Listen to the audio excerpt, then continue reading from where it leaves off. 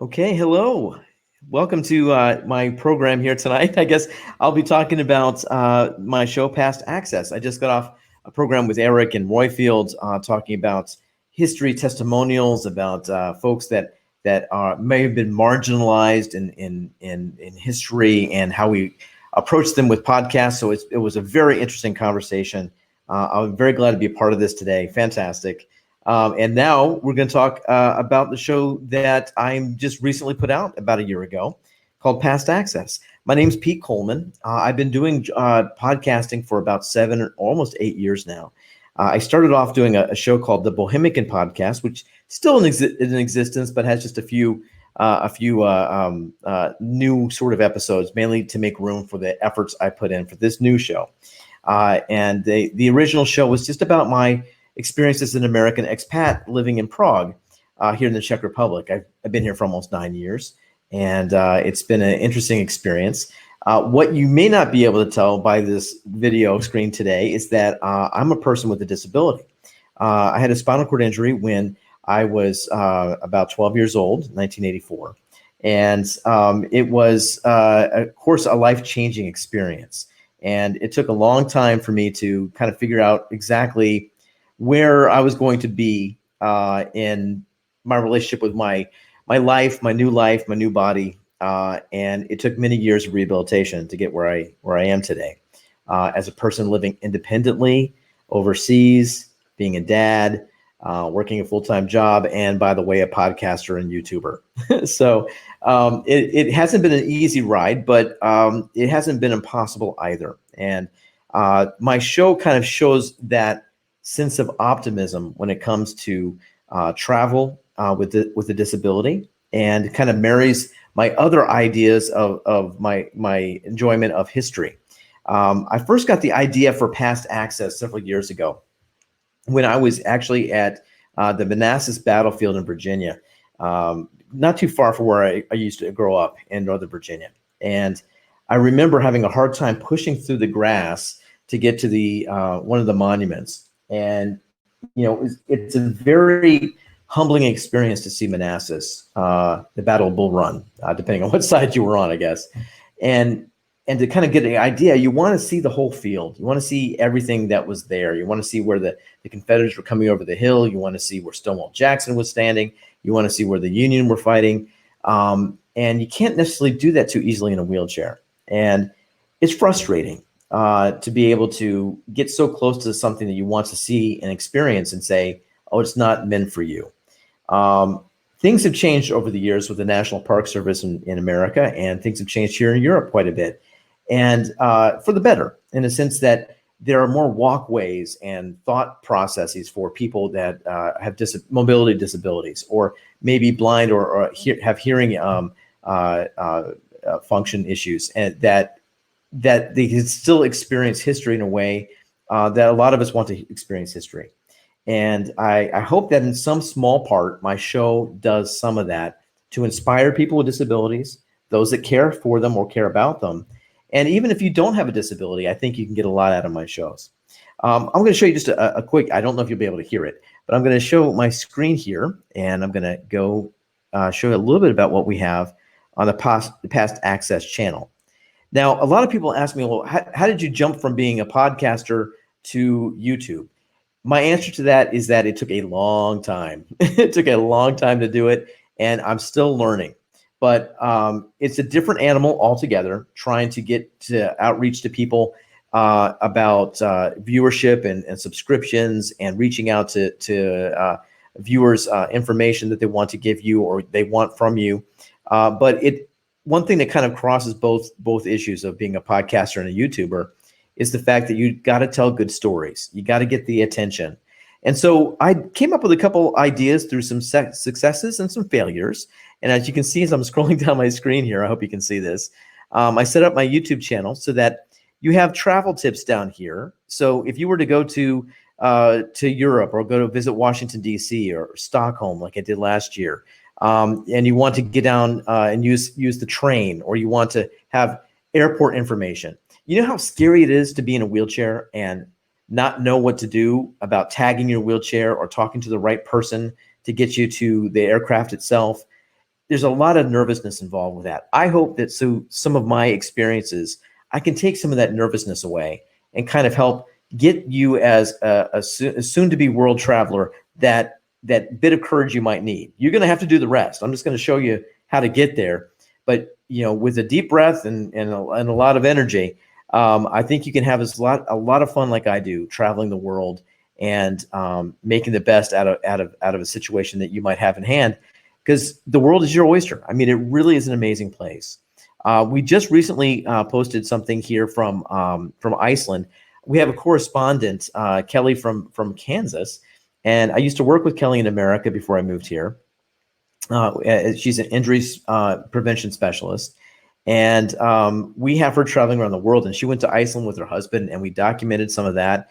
That's here. We have a story on Dresden, the firebombing of Dresden as well. I have episodes on my trip to Barcelona, all great shows that I couldn't fit into one episode, so we broke into two. Washington, D.C., Baltimore. I do a lot of traveling. We've got a lot of great episodes on Italy coming up in 2020. Of course, with the pandemic, I'm not traveling now. That's been a problem. It's been frustrating, like everybody else is experiencing. But luckily, I've done a lot of traveling last year, and I have all this great footage that I'm about to put together. One of the things that I mentioned before with the Past Access channel is these are many little documentaries. And I'll push one here. You'll see that we talk about the history of Barcelona. We talk about certain things about traveling and seeing what the Catalonian experience, going to the beach, all of it. So you'll see a lot of these things here to kind of give you an idea about the whole travel experience. But it's a 30-minute show. Yes, it does take a lot of time. But for some people, that's a little too much to do when they're getting their morning coffee, so to speak, before they go through their work emails. So what we did is we came up with an idea to kind of take some of my things I've learned on culture and society and kind of boil them down to 10 to 15-minute episodes called DYK. And this is what being a YouTuber is. It's about reading the room and understanding where your audience might be so you can go cast that fishing net and bring them on in. And that's what this show is about. So really, in essence, I do two shows. So DYK stands for Did You Know? And we have just a lot of fun things I want to do. There's things that are serious, like the Marshall University plane crash in 1970. We have the executioner of Prague, Jan Midlarš. He's a very famous guy here in Prague. The epic fail of the sinking of the Vasa, and I will take you to Stockholm to see that museum. And of course, we had our first Comic-Con here in Prague this past year, and we talked about the issues of American comic books and its influence on society today. So those are there for you to watch as well. And I think you might get a really good idea of where we are on the show and that process. So I'm screen sharing now. I'll go back to my normal screen. I think, okay, great. You can see it fine. Good. Thanks, Raven. I would like to share a couple ideas about what I got out of this show doing it. When I travel in a wheelchair, I'm a pretty independent guy, but there's some limitations that most of us face. And I usually see the best in people. And I have so many great stories of me having epic fails and having perfect strangers help me out along the way.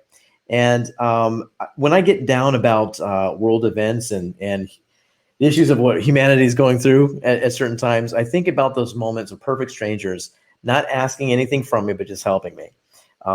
Nearly flipping over in Prague on train tracks and having a woman run to my rescue to stop me from flipping over.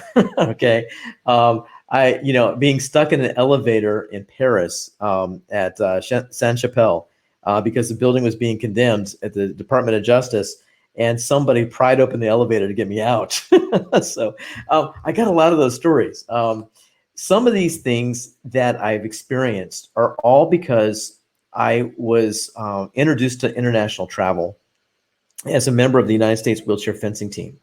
When I first moved to Atlanta after graduating from college at Michigan State, I was kind of lost. I didn't know what to do.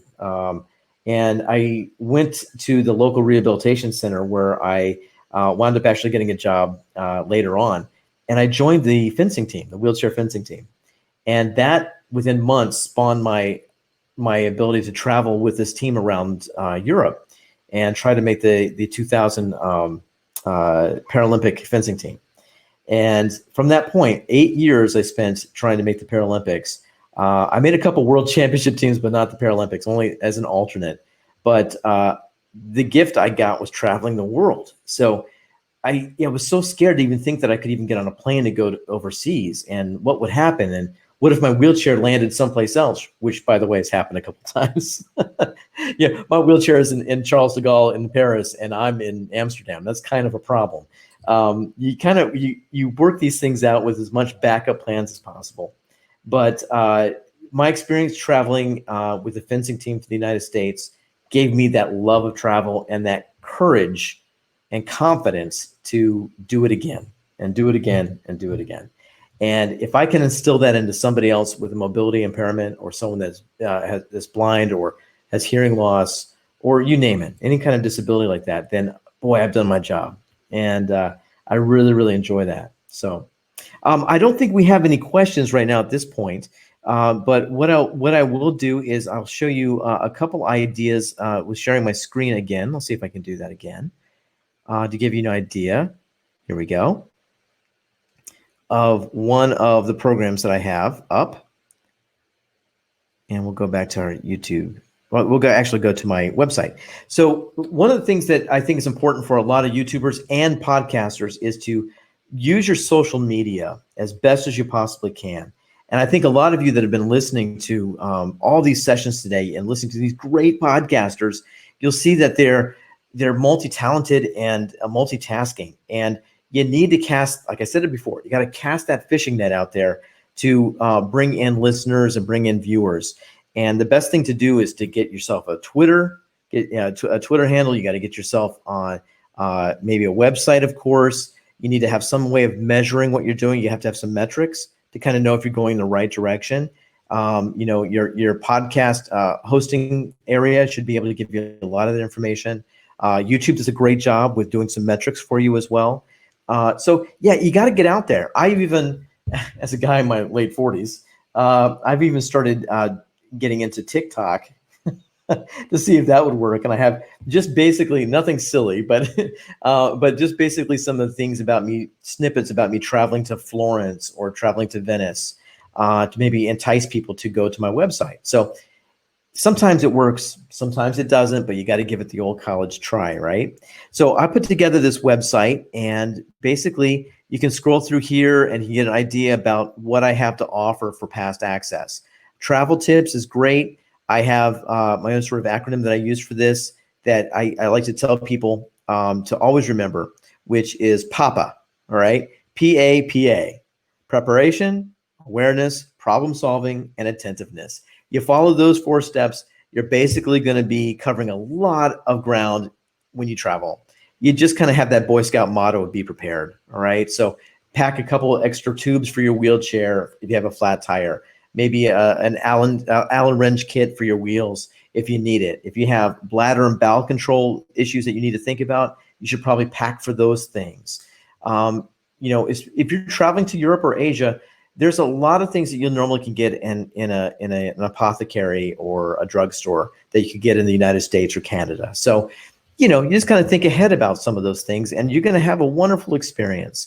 And if you have any questions about like finding the right hotel, we've got some really interesting things on our we call it past access travel tips.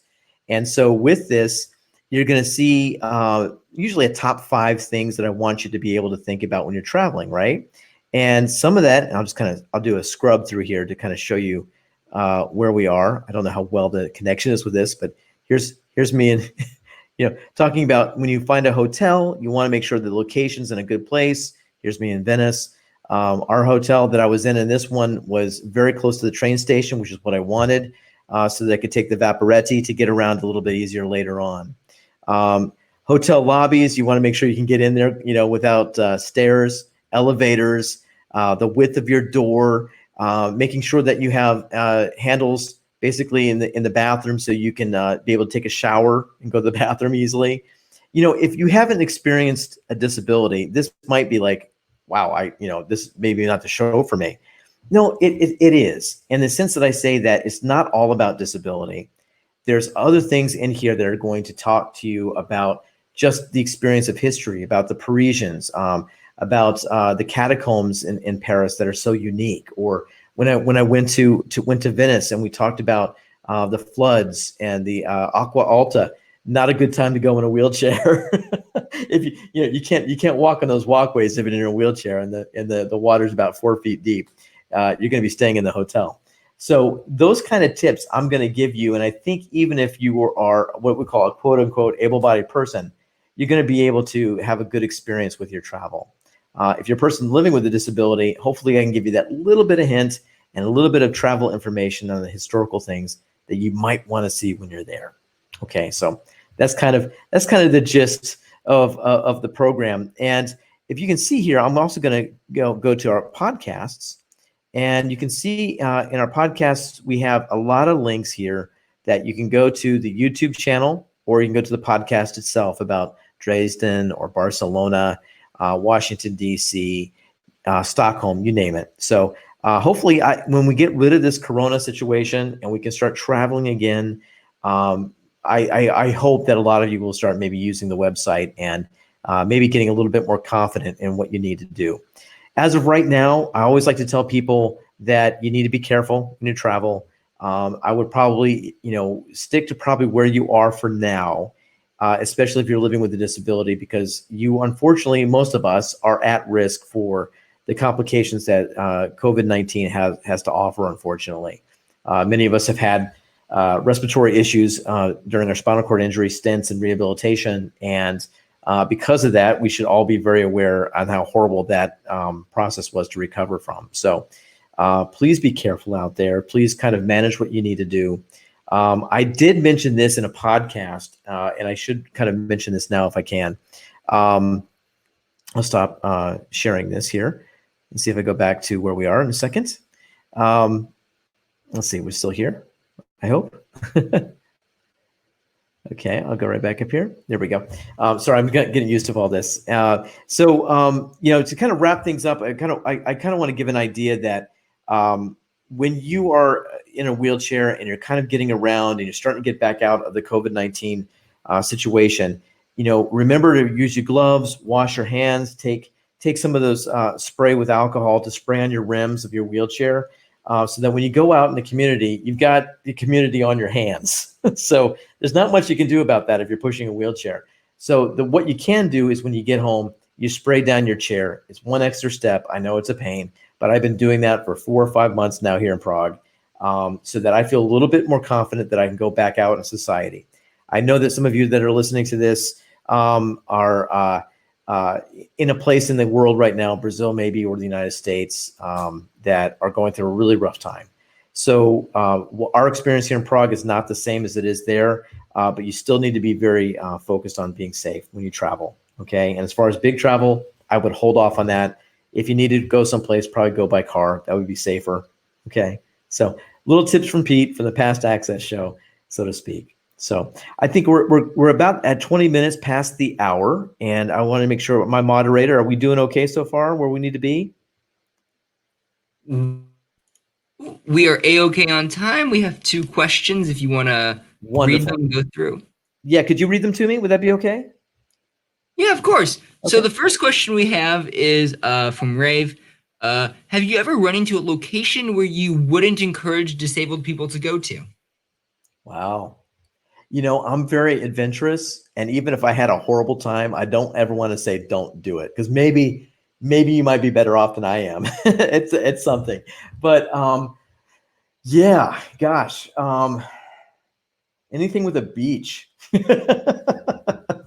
Sand is rough on a wheelchair, I'll tell you that much. No, I'm kidding a little bit. There's now more and more adaptive equipment that I can even get out on the beach a little bit.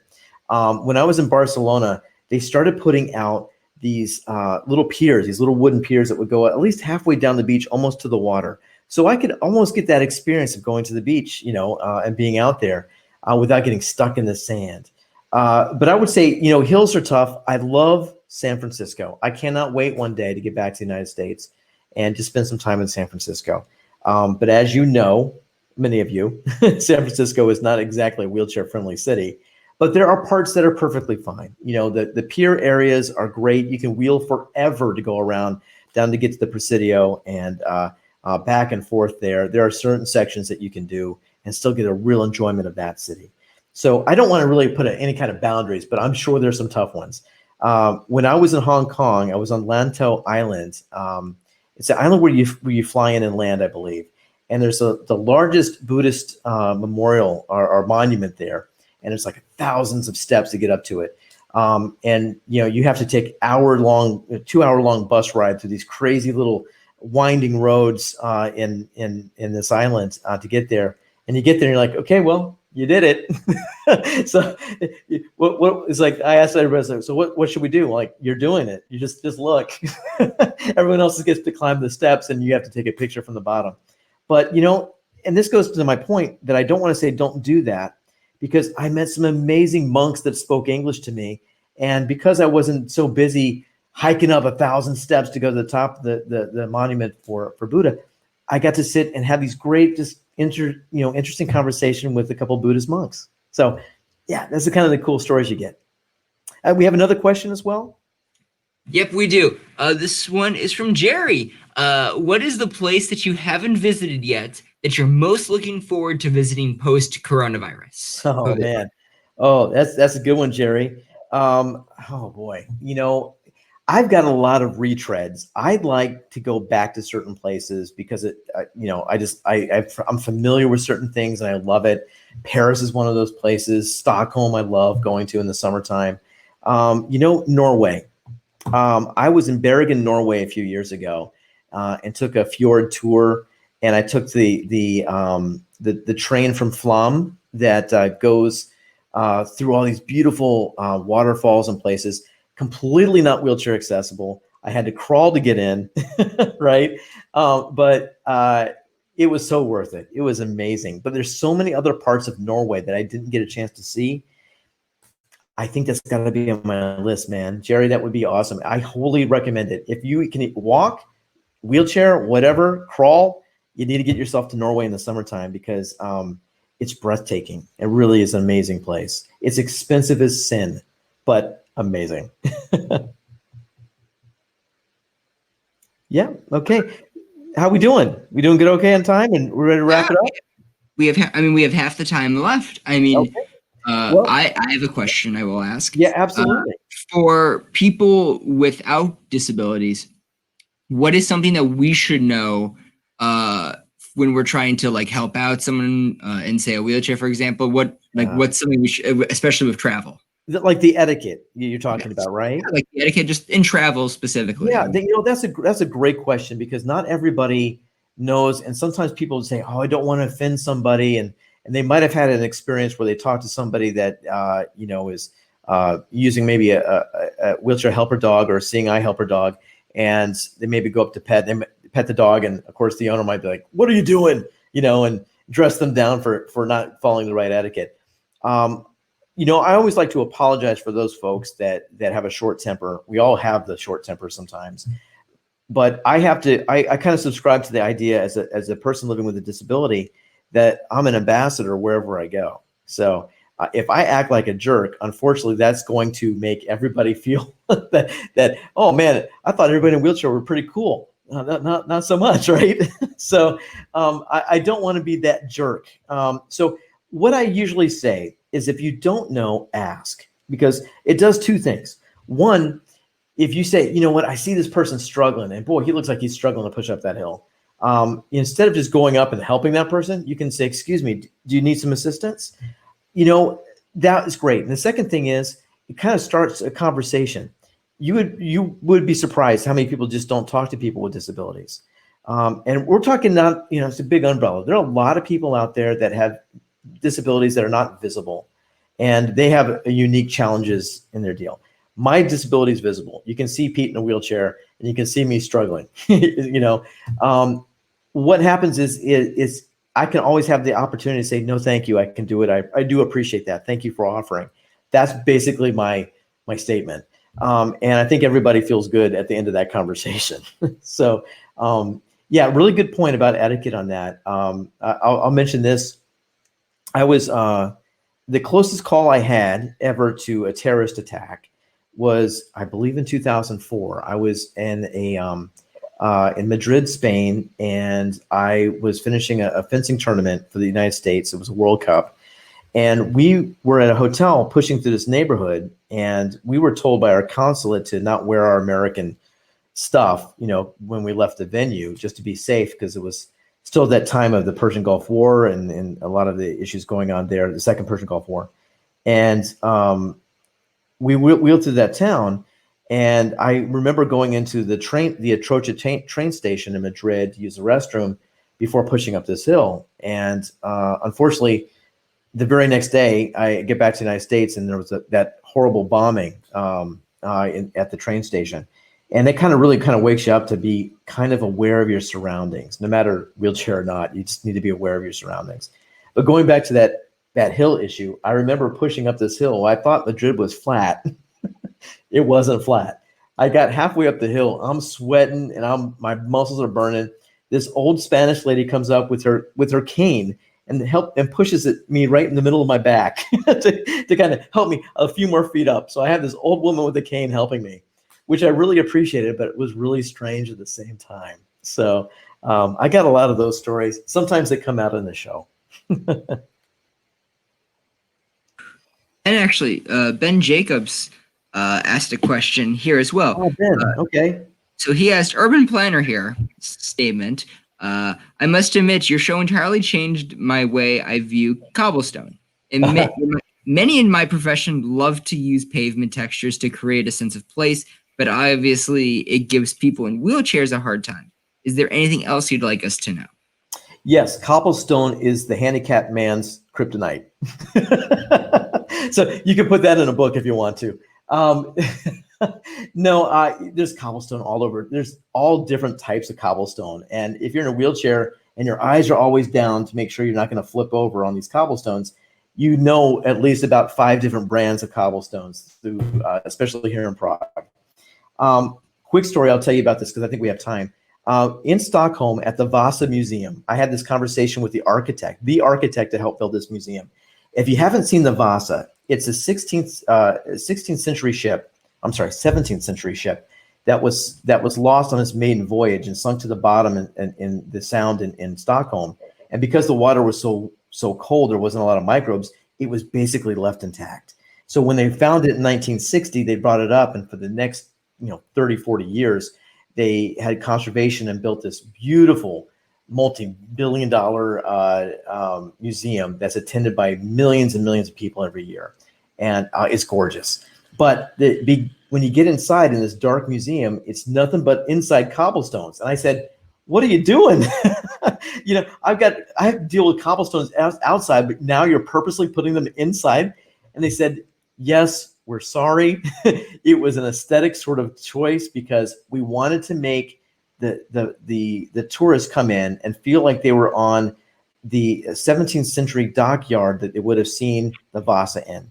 And the historical guy in my mind says, yes, that's a cool idea. I appreciate it.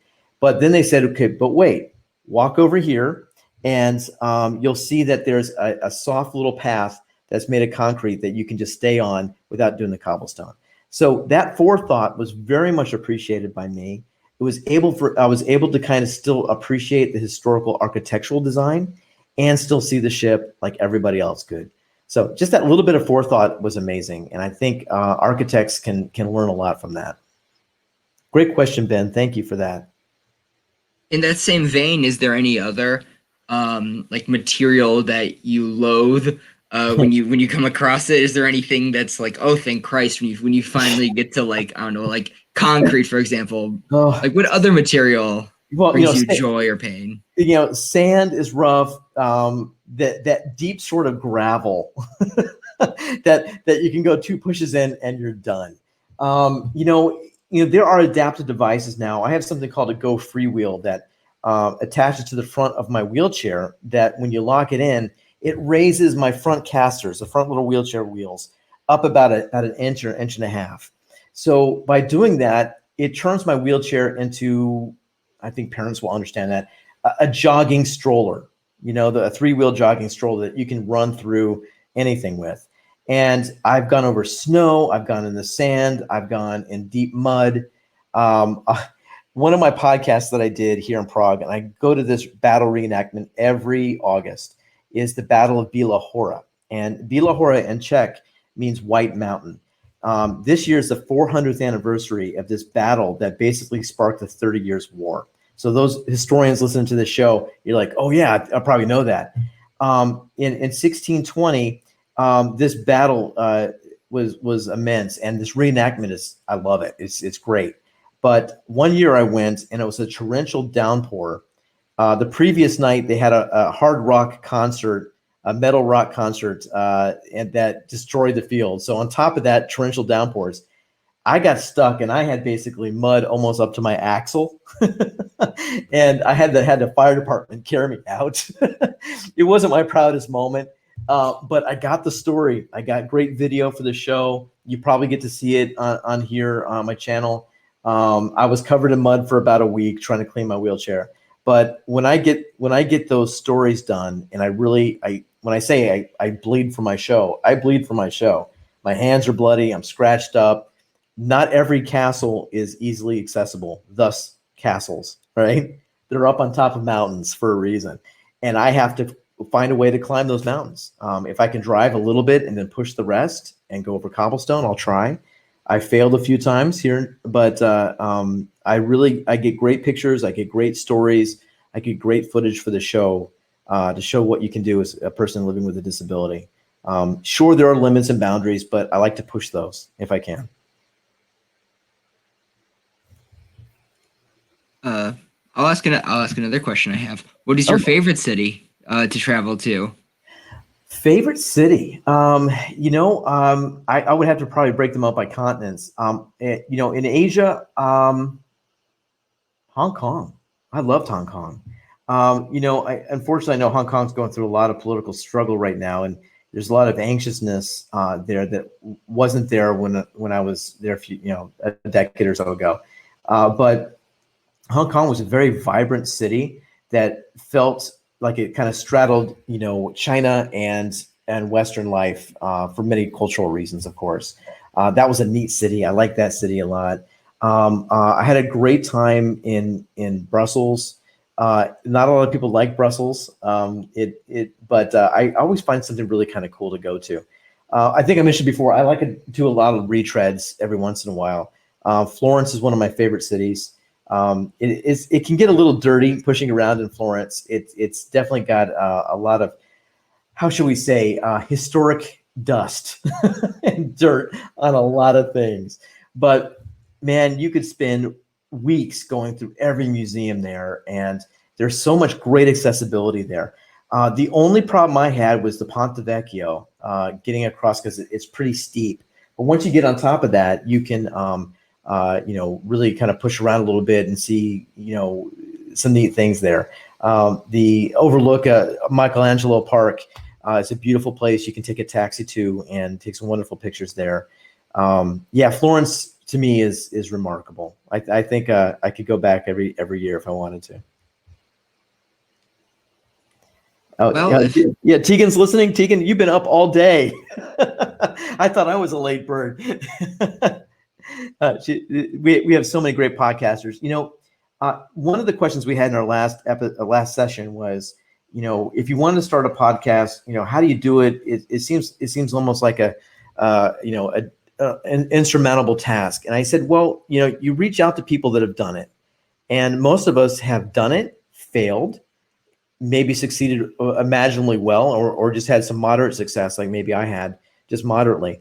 But we all kind of build on each other, and the network and camaraderie that is in podcasting is, I think, very unique, and it's very wonderful. And I get to talk to Tegan, and talk to Roy Field and Ben, and Andrew, and everybody. I mean, it's just a cacophony of wonderful stuff. Now, we may not all agree on some of the stuff we talk about, but it is to the point that Royfield talked about today, that it's the point of trying to listen and listening, and especially if something that is new to your ear, you can learn something. And I think that brings us all together. A lot of you listening today probably don't have any experience with wheelchairs or spinal cord injuries, and I'm happy that you don't in some ways. But you might have a loved one in the future that has to use a wheelchair to get around. And what the whole point of my show is to not give up. I remember being in the hospital in 1984, 1985 on life support and thinking, this is it. Just as a teenager, this was going to be it. I can't move my fingers. I can't move my arms. I don't want to be around anymore. And I knew that if I just toughed it out, and months became years and a couple of years go by, that you get into a routine and you start thinking more about bigger things. And you start thinking about, doing what everybody else does, going to college, getting married, having kids. And then you start adding on top of that, okay, traveling the world, writing books, starting podcasts, living life to the fullest. And, I'm nothing special, believe me, but I have this tenacity that I don't want to be stopped at what I'm doing. I don't want to be told no. Maybe that's the problem. But I think for the most part, it comes out of my show that you see my enjoyment for travel and you see my enjoyment for history. And I hope that I can kind of bring it all together for you. And I also hope I can bring up those numbers. It's one of the more quieted shows out there on the YouTube universe. So we're working on doing a little bit more promotion as we're building our show categories. Here I have another question here for you from Raven. Have you ever traveled with someone with a different disability than yours and made you think differently? Along the same vein, how did you get comments from able-bodied people who now think differently about their travel experiences? I think that when I was with the fencing team, we had a wide range of disabilities. Some guys couldn't use their hands necessarily, so when we fenced, we had to strap their epee or saber into their hands with Velcro, and they had to use their triceps and their biceps to kind of move their arms around when they fenced. They couldn't do a lot of the pushing around. When we go to Warsaw or we go to Budapest, we would do a lot of pushing on our off days to go see the sights. And I would have to make sure, as one of the captains, that we plan for them so that we would say, you know what, we've already pushed 4 or 5 miles. We're going to get you a taxi, send you back, or we're going to do something that's not going to be so labor intensive. So traveling with someone else that might have different limitations is something you keep in mind. And, you keep hydrated, you make sure that you have time to rest and enjoy. And one thing I tell people when they travel, no matter what, is that, anticipate in today's world, maybe not 2020, but in today's world, that you don't have to have a once in a lifetime trip to Europe or Asia. Hopefully if you live long enough, you come back maybe a couple times, 3 or 4 times. You may even move over, like I did. So don't try to do everything in one sitting so that you don't really enjoy it. I see a lot of people that come through here and they're like, okay, I got Paris. I got, I'm going to do this, like they're doing trading cards. I'm going to do Venice for 3 days. And then 2 days in this, and I'll see Rome for a night. And you're exhausted, and you come back and you've got some pictures, but what did you do? You didn't let it sink in. You didn't have a cup of coffee, by the Colosseum, or get to enjoy the sunrise over the Forum. I got up so early. I love Rome. Oh my God, it was on my bucket list, and I said, you know what, I'm just going to go. So I got 2 tickets, for me and my son, and we went down to Rome, and it was amazing to get up early in the morning and see the sun, coming over this ancient city, hitting the Forum. Well, it was remarkable. It was remarkable. So you take your time when you travel, enjoy it. You can always come back, right? Did I answer that question? I think you did in some way. We got it's our last minutes, the last minute left, 30 seconds. Any final comments in the last 30 seconds we got? Yeah, in the last 30 seconds, if you haven't seen the show, I hope you get a chance to do it.